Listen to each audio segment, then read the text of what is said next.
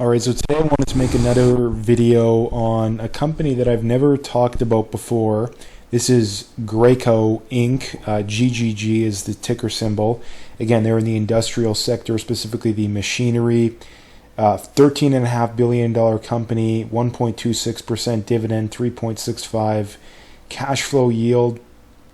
Getting into what they do. Engages in a design, manufacture, and sale of systems and equipment used to move, measure, control, dispense, and spray fluid and powder materials. So again, in the building and remodeling space. And this is an area that is growing quite nicely, I would say. And again, this is why I am interested. Again, analysts bullish. Again, average price target $90, just under 91. That's about 12% above where it's currently at. Getting right into it here, I mean, the first thing that you notice is they're down about 14-15% from their all-time high. So is it cheap? Is it a buy here? I'll get into that briefly. Profitability, again, this company is very, very good, especially for like a non like software tech company. They're actually very good. I mean, gross margin 52%, operating margin 28%, net margin 23%, free cash flow 22%. Those are all very impressive profitability numbers. Return on invested capital of 30% is phenomenal. That's very good. Growth metrics are mediocre, but again, that's a short-term thing. I don't think that's a long-term thing. When you look at the financial health, very, very good here. Current ratio of 4.1, that's very good. Dividend, I'll get into that later. They're projected to grow earnings 10% next year, which is solid. If we look at the valuations, they are below their historical PE and price to free cash flow. I will get into exactly where I would be buying and all that kind of stuff in a minute here. So getting into the financials, again, this is one of the most important, if not the most important. This is the bread and butter right here. So assets to liabilities, they have way more assets than they have liabilities, which is exactly what you want to see. When you look at assets 2.7 versus liabilities of 0.5, like that's very good. That's where you get that 4.1 current ratio from. When you look at even current liabilities, right? Current liabilities are at less than that, right?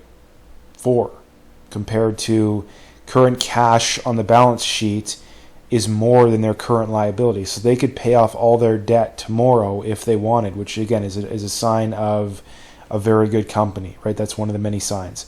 Income statement, again, very important stuff here. If you look at the revenue has been a consistent staircase higher basically year after year. Not perfectly, but basically year after year. They've doubled their revenue roughly in the last decade, which is solid growth. That's not phenomenal growth, but that is solid growth. If we scroll down to their shares outstanding here, shares outstanding have basically been flat over the last decade. It looks like they must have made an acquisition or something back here in 2011, 2012. But if you go back to 2014, the year ending 2014, they had 185 million.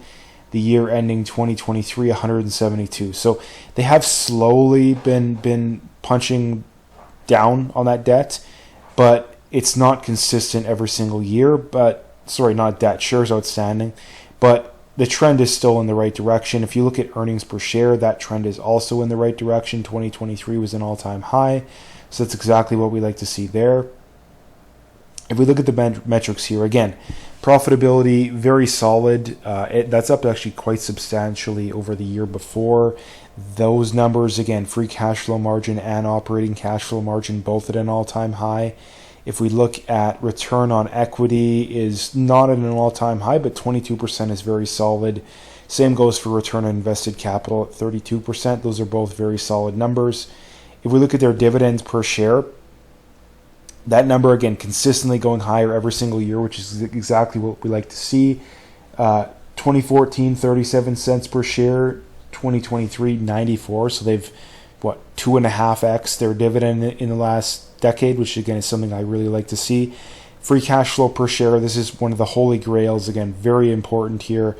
Again, also a new all-time high, which is exactly what we like to see. So getting into that dividend, speaking of the dividend here, they've been growing it just over 10% per year over the last decade, which, again, that means they're going to double it about every 7 years.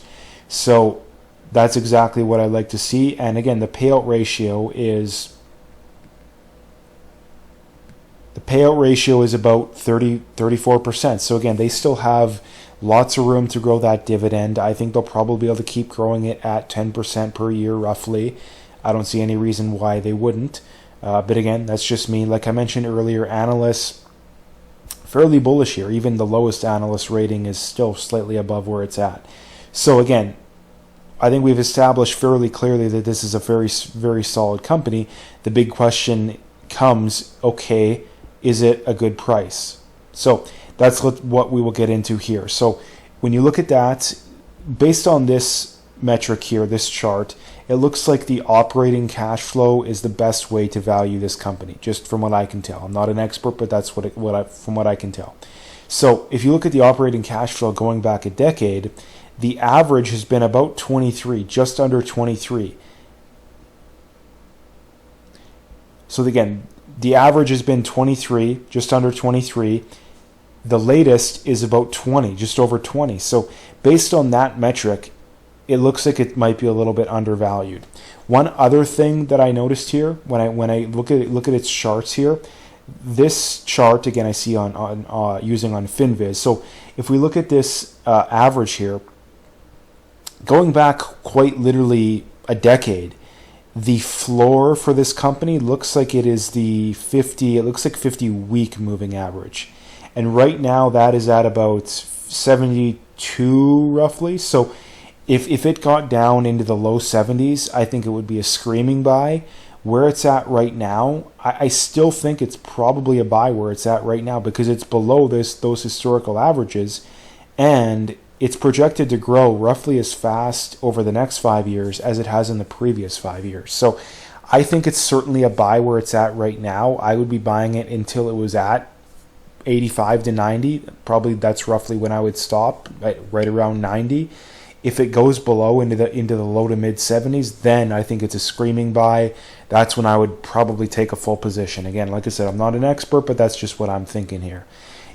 If we project their growth based on operating cash flow, if they grow at 10% per year, which is less than the 10-year average of about 12.7, if they grow their dividend 8% per year, which is less than that 10-year average of about 10, and they trade for an 18 price to operating cash flow, their fair value is about $78 a share.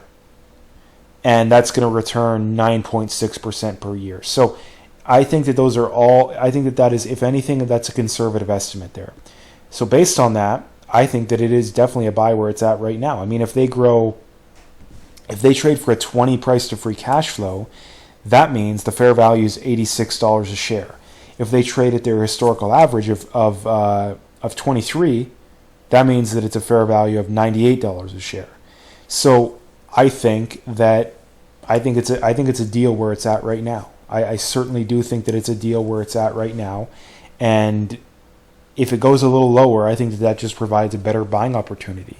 And again, the reason that I say that is when you look over the next 5 years, they're actually projected to grow slightly faster than they've grown over the last 10 years. Which means, let's say they grow operating cash flow at 12% per year, which is roughly the average, and they trade for a 20 price to operating cash flow. Well, that means that the fair value is $101 a share. So, like I said, if anything, I think this company's undervalued where it's at right now, and if it goes any lower, I would be just buying even more. Because, I mean, for me personally, most of the time when I'm buying, I'm dollar cost averaging. So if it goes lower, I'm just going to do that a little bit faster and a little bit more per week or per month. Again, that's just me, but that's just what I like to do. So anyway, if you liked the video, please like, comment, subscribe, and stay tuned for more.